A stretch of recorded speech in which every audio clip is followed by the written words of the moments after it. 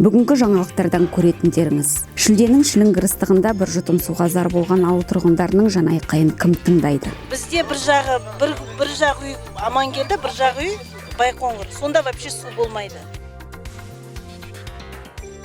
Қиналған жұрт өз әкімін журналистердің арқасында көргені рас па? Сіз әкімсіз ғой? Иә, мен әкім. Тіршілік нәрінен тарыққан олар қандай апаттан аман қалды? Біздің үй жаққа жетті уже міне. Үй жаққа жетті.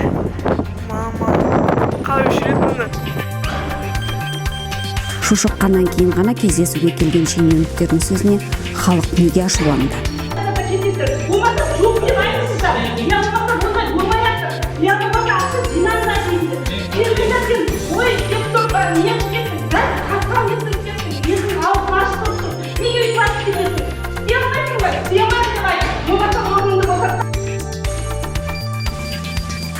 Қарасайлықтар латын қарпіне көшуге дайын ба? Бұл бағытта қандай жұмыстар атқарылуда?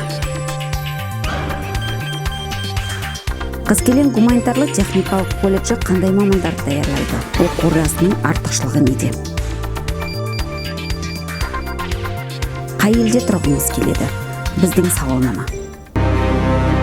Бізде бір жағы үй Амангелді, бір жағы үй Байқоңыр. Сонда вообще су болмайды. Соңғы рет майдақты. Одан кейін су көрген жоқпыз. Бір тамшы суға осылар бәрі зар болып отыр. Жаздай су болмайды. Ойлап қараңыз.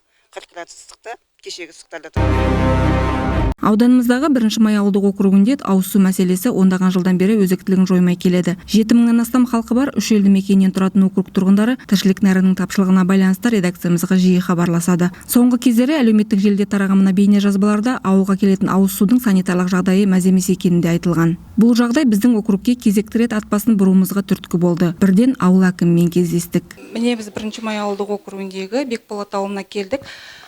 Әкім Мұқатаев Елдос Мұқатайұлы қазір сол кісіге кіріп, не үшін келгенімізді айтып, мән-жайды түсіндіріп, ол кісімен бірге округты аралайтын боламыз.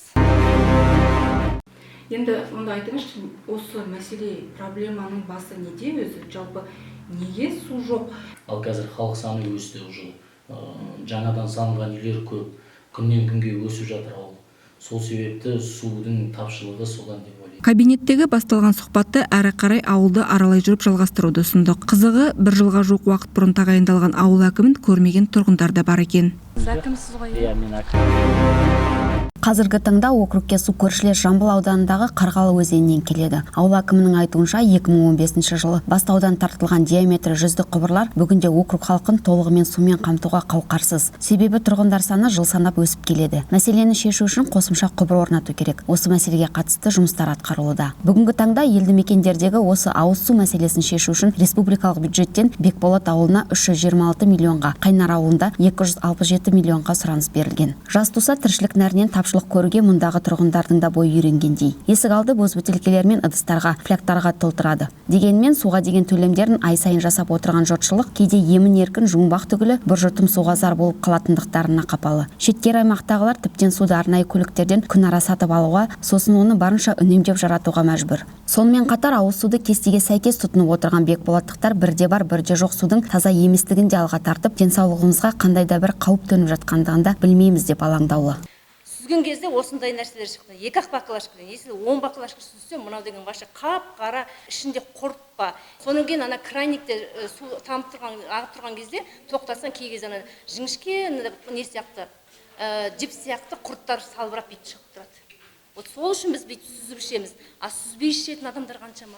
Тұрғындардың бұл сөзін әкім де округтегі суға жауапты мекеме өкілі де жоққа шығарды. Барлығымыз жаңа ғасыр көшесіне бет алдық. Су маманы халық еңбегімізді бағаламайды деп ашулы. Дегенмен жел соқпаса шөптің басы қозғалмайды. Бірге тексеріп көруге бекіндік. Бақылашқа осылай мен бүйтемде, бақылашқа бүйтіп қоям. Соны тамады. Ақырындап сызықтап тамызып алам, сол кезде мен ішінен шыққаным міне. Жоқ, сіз мына набирать етейікші. Сол кісіні алып, мұнағы жібет бар. Вот именно бүгін таза су кеп тұр міне. Бүгін таза су кеп тұр. Именно бүгін таза су кеп тұр. Міне, үйден сүзіп алып келдім ғой міне. Судан құрт құмырсқа шықпағанымен ұсақ қоқымдардың болғанын байқадық. Ал ауыл әкімі Елдос Мұқатаев тұрғындарға енді судан қандай да бір санитарлық нормаларға қайшы жағдайларды байқағанда әкімдікке келіп арыз жазуды сұрады. Оны өзі әрі қарай арнайы құзырлы мекемелерге апарып тексертуге уәде берді. Әкімнің келесі бет алған бағыты Сауыншы ауылы. Естеріңізге сала кетсек, біз шамамен бір ай бұрын бұл ауылдағы су тапшылығы туралы айтқанбыз. Бірақ өкінішке орай баяғы жартас сол жартас күйінде қалыпты. Бұл сіздердің әкімдеріңіз. Очень приятно. Енді әкім сіздердің өздеріңіздің қалдарыңызды сұрайын деп өзі арнайы келді. Бүгін үйлердің бәрін аралап, халықтың тыныс тіршілігімен танысып жатыр жақын. Айтыңыздар, суларыңыз бар ма, жоқ па? Жоқ. Суббота күні болды ма? Осы суббота күні. Суббота қай күні? Сенбі күні. Кешен алдында. Қай күні бұның осы сағат 1-2-де келді. Түнгі? Түнгі. Бүгін жаңа Бауыржан деген кісі бізбен жүрген, қазір срочно жұмыстарменен қазір кетті. Понедельник, вторник төмен жаққа жіберем деді. Среда, четверг осы неге болады деді. Аяқтан жабам, ошақпенен ошақта болады деді. Біз енді қазір кезекпен жіберіп жатыр. Біз келіп кеткеннен кейін су қосты ма сіздерге? Су деген қосылған жоқ. Одан кейін келіп айтты, что ана жақты жаптық, қазір сендерге су жіберілді деді. Содан кейін кешен арғы далада отырған кейін біз деген звондадық Бауыржанға. Содан кейін 2 күннен кейін түнде сағат 2-де келіп тұр ғой су. 2-ден қаншаға дейін болды? Ой, білмеймін қаншаға дейін. Ой, 2-3 күн тұрады. Кесе күндіз келмейді, күндіз су жоқ. Анда-санда бір 2-де, 3-де келеді, сонда ел ұйықтаймын ба, или суды қарап отырамын. Сауыншыға су Қарғалыдан емес тау басындағы бұлақтан келеді. Соның өзінде шағын ауылдағы айналдырған 6 көшені тұрақты қамту мүмкін болмай отыр. Халық су көзін тазалау керек дейді. Шенділер су жетпейді дейді. Бұл жолы да әкім мұнда су барына сенімді болып келген. Сырт көзге жағдайға немқұрайды қарайтын әлдекімдер ауыл басшысына жалған ақпарат беріп, жол сілтегендей көрінді. Елдос Мұқатайұлы енді жағдайды жеке бақылауына алуға бекінді. Келесі бағытымыз Бекболат ауылының Бұрған көшесі. Бұл жақта ауылға жалғаса жаңа үйлер бой көтерген. Кезінде жер телімдеріне алған жұртшылық жаппай қоныстанып үлгерген. Дегенмен әдеттегідей су мен жол мәселесі мұнда да өзекті. Әкім бұл проблемалардың шешімін тауып жатқандығын сөз етті. Бекболат ауылындағы новостройка жаңадан салынған ауылға жол жасау жұмыстары жүргізіліп жатыр. Онымен бірге осы бір көше, 2 көшеге Достық көшесі менен Қасқасу көшесіне жаңағы жобалау сметалық құжаттамасы жасалып, сұранысқа берілді. Су тарту мәселесі бойынша сондай жұмыстар жүргізіліп жатыр. Басқа да енді бізге керекті сұраныстарды біз беріп жатырмыз. Жаңа өздеріңіз өттіңіздер, Достық көшесі деп, ол көшеге де сұраныс бердік.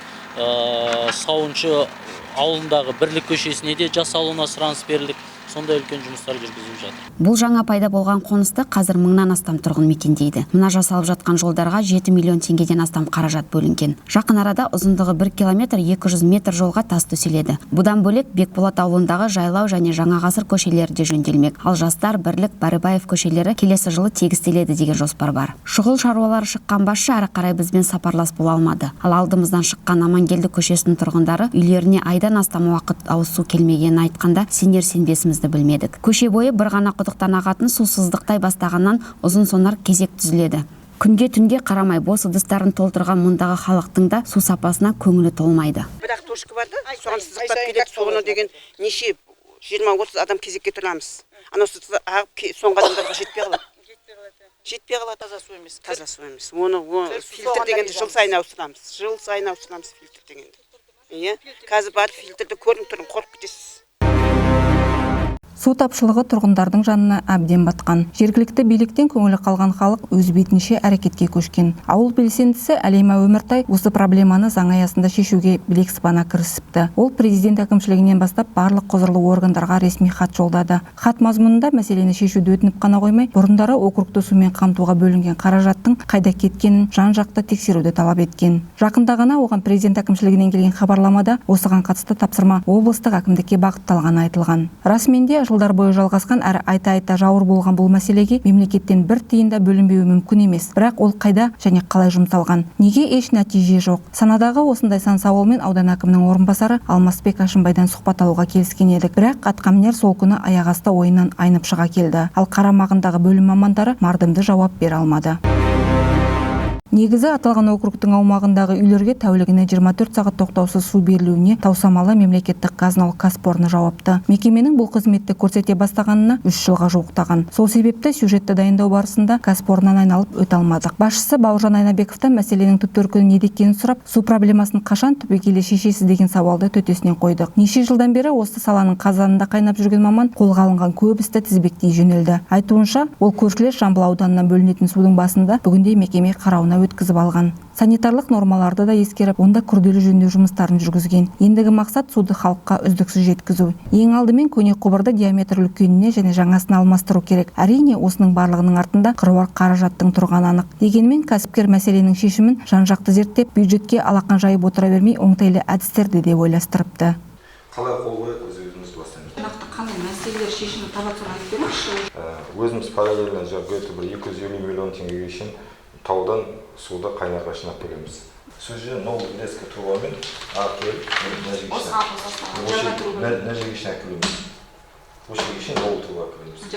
Жаңа труба. Мынау ескісі қалады, судың мөлшесі нәжіге полностью новый труба болады. Бұл жерге сіздер кеше көрсеткен 2-3 көшеде қосылады.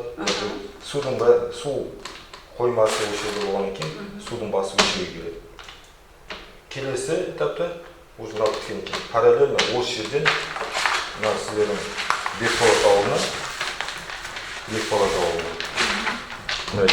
Бекболат ауылынан біз мына жерге үлкен резервуар саламыз ба деген ойымыз, жоспарымыз бар. Мынаған емес, жоғарыда. Сол су келеді мына жерге шейін келеді. Осыдан өсін төмен қарай тарқайтын. Қысқа қайырғанда 1 май округінің су мәселесіне түбегейлі нүкте қоятын шарттың дайын тұрғанына 1 жылға жуықтаған. Өкініштісі, сол уақыттан бері қандай да бір себептермен облыс әкімінің қолы қойылмай тұр. Менің қолымдағы өте маңызды құжат. Бұл жерде біздің ауданымызды, жалпы біз сөз етіп отырған 1 май ауылдық округін сумен қамтамасыз етіп отырған мекеме облыстық әкімдікке арнайы жоба әзірлеп келісімшартқа отыруды ұсынып отыр. Осы келісімшартқа облыс әкімі қол қойса, 1 май ауылдық округіндегі су мәселесі түбегейлі шешіледі деп айтуға болады. Естеріңізге сала кетсек, өткен жексенбіде аталған округке қарасты Қайнар ауылында төтенше жағдай орын алған еді. Үй жаққа жетті. Мама, қалай жүретін?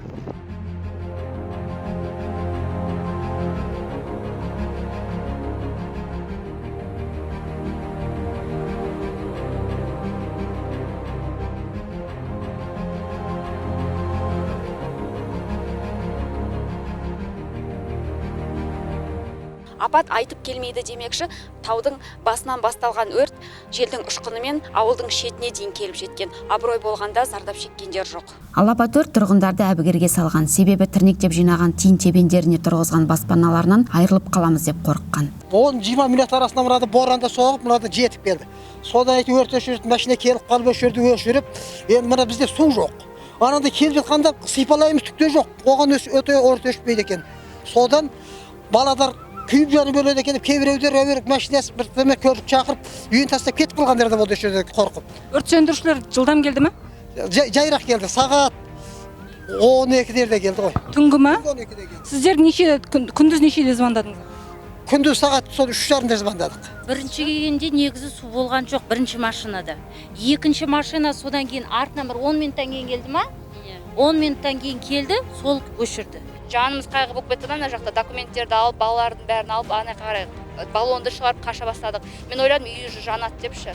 Бір 15 минут кешіккенде үйім жанып кетуші еді. Және ауылымызда су жоқ та, егер су болғанда кішкене отты өшіруге, бәріміз бір су болып өшіруге болар еді да. Бір апаттан аман қалған қайнарлықтар бүгінде қалыпты тіршілігіне көшкен. Өрт Жамбыл ауданының төтенше жағдайлар бөліміне тіркелген. Оған 14 өрт сөндіруші, 30 әскери және әкімдік қызметкерлері жұмылдырылған. Қазір жағдай тұрақты. Дегенмен округ әкімі Елдос Мұқатаев сол күннен бері мұнда төбе көрсетіп, халықтың жағдайын бір біліп қайтуға уақыт таппаған. Осы сюжет дайындалу барысында 1 май ауылдық округінің тұрғындары бізге тағы хабарласты. Олар облыстық әкімдіктің тапсырмасымен СЭС мамандары арнайы келіп, сараптамаға су үлгілерін алып кетті деген жағымды жаңалықты жеткізді. Әрине, бұл кішкентай жетістіктің өзі ауыл белсенділерінің президент әкімшілігіне жолдаған хатының нәтижесі екені анық. Енді орнынан қозғалған сең тоқтап қалмай, халық таза, тұрақты сумен қамтамасыз етіледі деп сенеміз. Тағы бір айта кетерлігі, ауыл белсенділерінің президент әкімшілігінен бастап басқа да тиісті мекемелерге жазған хаттарына бірінен соң бірі жауап келе бастады. Тіпті хаттың себепші болуымен кеше-кешке жауапты мекемелер ауыл тұрғындарын дереу жинап жиналыс ашты. Оған Қарасай ауданы әкімдігінің тұрғын үй коммуналдық шаруашылық және тұрғын үй инспекциясы бөлімінің бастығы Ербол Нағашыбаев, ауыл әкімі Елдос Мұқатаев және осы округті сумен қамтамасыз етіп отырған Таусамалы кәсіпорнының басшысы Бауыржан Айнабеков қатысты. Бастапқыда басқосуға аудан әкімінің орынбасары Алмасбек Ашынбай да келуі тиіс еді. Алайда ол шұғыл шаруалары шығып, халық алдына келе алмаған. Мектептің мәжіліс залында аяқ асты ұйымдастырылған жиналысқа ауыл тұрғындары аз келді. Шенеуніктер мен Таусамалы өкілдері жиналғандарға көтерілген ауыз су мәселесі бойынша түсіндірме жұмыстарын жүргізіп, алда қандай жоспарлары бар екенін және ол қалай қашан жүзеге асатынын жеткізді. Атқамінерлердің айтқан әңгімесі көпшіліктің көңілінен шықпады. Олар қойылған сұрақтарға нақты жауап сұрады. Ақша бөлінді, үкіметтің ақшасы бөлінді. Республиканский бюджеттен бір рет, областной бюджеттен бір рет, одан кейін районный бюджеттен 2 рет ақша бөлінді. Ол ақшаның бәрі көміліп, жиылып қалды, болған жоқ. Мынау қазір жоба бойынша қайттан бәрін қазамыз деп жатыр ғой, қайттан тұруға саламыз. Осыдан 3-4 жыл бұрын, жоқ 3-4 жыл бұрын емес, 7-8 жыл бұрын, бір жаңағы Скарлет деген фирма барлығын жасады. Қазір халық неге айтады? Біреулер айтады, ескі трубамен су келіп тұр үйме дейді. Дұрыс па? Медегілер, Бекболаттағылар. Біреулер айтады, жаңа трубамен су келіп тұр дейді. Екеуінде де су келіп тұр. Бірақ та бәрін былай қылып тастаған. Сонымен сол ақшаны табу үшін бір орыс инженерін отырғызды да, оны 1 жылдан кейін өздері шығарып алды. Все, без принятой меры. Отырған жерде көршілерім, например, біз бәріміз бір тонник сатып алдық. Понимаете, в чем дело? Жарайды, ол көшеге келеді, екінші көшеге келеді. Біздің көшеде су жоқ. Ол мәселені қанша былтыр да көтердік, биыл да көтеріп жатырмыз. Су жоқ. Насколько біздің көше тәртіпті, мен бәрінің аузын жаптырам, жабамын. Үндемеңдерші, ұрыспаңдаршы. На самом деле шыдамдыңдар. Или местный жительден көмектесейік. На полставки возьмите кого-нибудь, пенсионер. Шешуге болады ғой ол? Ағасы, енді бәттім ғой. Ауылдың жиналған ақшасы, Бауыржанның бүрезіне айырылған әлде. Онда вы откажитесь от этого объекта, Бекболатпен қайда. Басқа адам алсын, басқа тыл алсын. Істей алмасаңыз не керек сізге? Просто көкесін жазсын ғой бізден. Біз саған ренжитініміз жаңағындай әңгімең, сен халыққа қарсы шығып отырсың. Неге сен жерді олай аласың? Мұқтаж болмаса, халық сол жерді алмайды. Мұқтаж болмаса, су сұрамайды. Тоқтаңыздар, мұқтаж болмаса, свет сұрамайды, мұқтаж болмаса. Ал оның әкімдердің берген кезде, әкімдер өздері біліп отырып сондай болатын. Халық көбейген сайын, балалы шағалы болмай сұрайды. Сен біздің орнымызда басқа жерден кім біледі сен тағдырың қандай екен, сен этажды өмір бақи тұрмайсың. Вдруг сенде сондай жерден барып жер алып үй салсаң, сен басыңа сол жағдай түскен кезде сен басқаша сөйлейсің. Олай сөйлеуге болмайды. Сен неге сол жерден барып аласың? Халық жағдайы келсе, кім болса да қаланың ішінен идеальный жерден жер алғысы келеді. Бәрінің коммуникация тартылған жерден кім алғысы келмейді? Қалтасында миллионы бар болса, халық несі бар АСП-ға жүгіріп, несі бар су деп сұрап. Сен неге халыққа қарсы сөйлеп отырсың олай? Болмаса жоқ деп айтыңыздар. Я болмаса ондай болмаяқтыр. Я болмаса ақша жинаңдар деймін. Келдіңдер сен, ой деп тұрып, не қылып кеттің? Бәрі қатқан деп тұрып кеттің. Елдің аузын ашып тұрып тұр. Неге өйтіп айтып кетесің? Істей алмайсың ба? Істей алмаймын деп айт. Болмаса орныңды босат. 2 сағатқа созылған жиында тараптар тек бір-бірін тыңдап тарқасты. Бұл ауылдардағы ауыз су тапшылығы нақты қашан шешілетінін ешкім қадап айта алмады. Атқамінерлер жергілікті жұртты кезекті рет құрғақ уәдемен қайтарды. Бүгінгі күні облыс деңгейінде жоғары көрсеткіштерге ие болып, алдыңғы қатардан көрінген колледждердің қатарында Қаскелең гуманитарлы техникалық колледжі де бар. Негізі 2003 жылы қаланған білім ордасының құрылтайшысы, ардагер ұстаз, білім беру ісінің үздігі Несіпбала Әбділдаева. Колледжде күндізгі және сырттай оқу бөлімдері бар. Оқыту қазақ және орыс тілдерінде жүргізіледі. Экономикалық, гуманитарлық, техникалық салалар бойынша мамандар дайындайды. Біздің оқытатын мамандықтарымыз экономикалық, гуманитарлық, техникалық мамандықтар бойынша мамандар даярлаймыз. Құқықтану және есеп және аудит, ақпараттық жүйелер, автомобиль көлігіне техникалық қызмет көрсету, жөндеу және пайдалану, мектепке дейінгі тәрбие және оқыту, дене тәрбиесі және спорт, бастауыш білім беру, негізгі орта білім, шетел тілі пәнінің мұғалімі, негізгі орта білім, қазақ тілі және әдебиет пәнінің мұғалімдері. Педагогикалық мамандықтарды алған түлектерге бізде ерекше жағдай жасалынған. Жоғары оқу орындарына қысқартылған мерзімге оқуға түсуге алынады.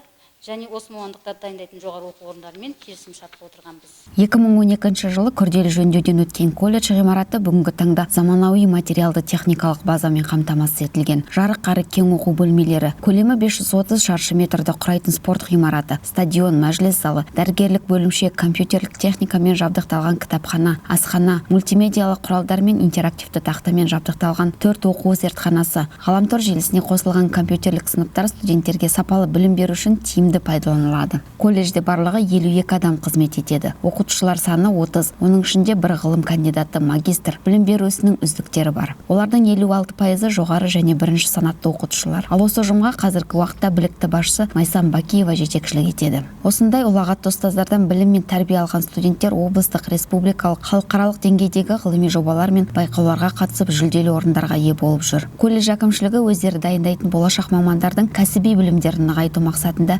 әлеуметтік серіктестермен байланысты нығайта түскен. Ауданымыздың мектептері мен мектепке дейінгі білім беру ұйымдарымен, Іле ауданындағы Дана жекеменшік бастауыш мектебімен, Қарасай мамандандырылған ауданаралық әкімшілік соты, Қаскелең автопаркі, Фортебанк, аудандық мемлекеттік кірістер басқармасы, басқа да мекемелермен келісім шарт жасалып, студенттерге тәжірибе жинақтау мүмкіндігі берілген. Колледжді бітірген жас мамандар түрлі салаларда еңбек етіп, еліміздің дамуына өз үлестерін қосып жүр. Яғни колледж түлектерінің 95% жұмыспен қамтылған. Біз оқуға түсуге келген бірнеше талапкерді сөзге тартып, неліктен осы оқу орнын таңдағанын сұраған едік.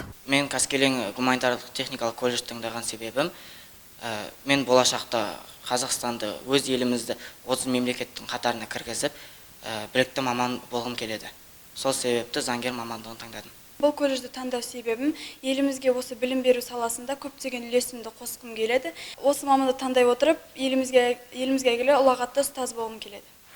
Мен осы құқықтану мамандығын таңдаған себебім, ертеңгі болашақта әйгілі адвокат болғым келеді. Міне өздеріңіз көріп отырғандай білім беру саласының барлық стандарттарына сай бұл колледжде сіздің де білім алу мүмкіндігіңіз бар. Қазіргі таңда студенттерді қабылдау белсенді түрде жүргізіліп жатыр. Бүгінгі таңда Қазақстанда латын қарпіне көшу бойынша жүйелі жұмыстар жүргізіліп жатыр. 2025 жылға дейінгі іс-шаралар жоспары бар. Жаңа әліпби бекітіліп, жұмыс топтары құрылды. Арнайы оқыту курстары да ашылды. Қазір тіл мамандары мен ғалымдар сөздіктер мен анықтамаларды латын қарпіне көшіру бойынша жұмыс істеп жатыр. Сарапшылардың пайымдауынша 6 жылдан кейін еліміздің барлық балабақшаларында және оқу орындарында латын әліпби енгізіледі. Құжаттар, хаттар, бұйрықтар жазылатын, фирмалық бланктар, мөрлер ауысады. Қазірдің өзінде мекемелердің бөлімдердің маңдайша жазулары толықтай латын қарпіне көшіріліп жатыр. Яғни еліміздегідей біздің Қарасай ауданында да латын графикасын қолдану аясы кеңейіп келеді. Таяуда аудандық мәдениет және тілдер дамыту бөлімінің ұйымдастыруымен орталық кітапхана қабырғасында өткен дөңгелек үстел барысында бұл мәселелердің мазмұны ашылып, алдағы мақсат кезекті рет айқындалды. Жазу реформасы жаңа қазақстандық патриотизм құндылықтарын қалыптастыру тетігі атты жиынға қала мен ауылдық округ әкімдіктерінің және мемлекеттік мекемелердің тілге жауапты мамандары, жастар қатысты. Ал арнайы шақырылған қонақтар өз салалары бойынша маңызды ақпараттармен бөлісті. Басқосу тізгінін ұйымдастырушы бөлімнің бас маманы Ләззат Әуелбекова ұстады. Бір айта кетерлігі, жоғарыда айтылған жұмыстарды жүйелі жолға қою мақсатында республика бойынша Қарағанды облысы, Нұр-Сұлтан қаласы және Қарасай ауданы тәжірибе алаңы ретінде алынған. Арнайы құрылған жұмыс тобының құрамында филология ғылымының кандидаты Сүлеймен Демирел атындағы университеттің ассистент профессоры Нұрсәуле Рысалиева да бар. Тіл маманы мекеме маңдайшаларын латын қарпіне әзірлеу мәселесі тақырыбында кеңінен сөз қозғады. Осы мақсатта Қарасай ауданы бойынша жүргізілген зерттеу жұмыстарының нәтижесін ортаға салып, маңдайша жазбалары мен қызмет көрсету нысандары атауларының дұрыс-бұрыстығын талдады. Сондай-ақ аудандық қазақ тілі қоғамының төрайымы Шара Қанатқұлқызы, ардагер ұстаз Ақылима Көсемова, Алматы облысының мемлекеттік архиві Қарасай аудандық филиалының архивисі Дина Бакилова латын қарпінің табиғатымызға жат еместігін алға тартып, бастаманың тиімді тұстарын сөз етті. Өз кезегінде көпшілік алдында есеп берген Алматы облысы тіл оқу әдістемелік орталығы Қарасай аудандық филиалының меңгерушісі Жанар Оразалиева қазіргі таңда облыс бойынша 19 тіл орталығы барын айтты. Аудандағы орталық ұжымы 8 мекемеге басшылары мен орынбасарларын қосқанда барлығы 75 қызметкерге 6 ай бойы латын әліпбиін үйретпек.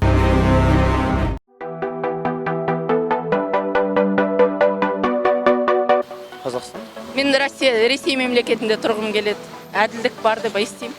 Әрине өзім Қазақстаным бар. Мен Жапон мемлекетімен Корей мемлекетінің тұрмыстарына қатты қызығам.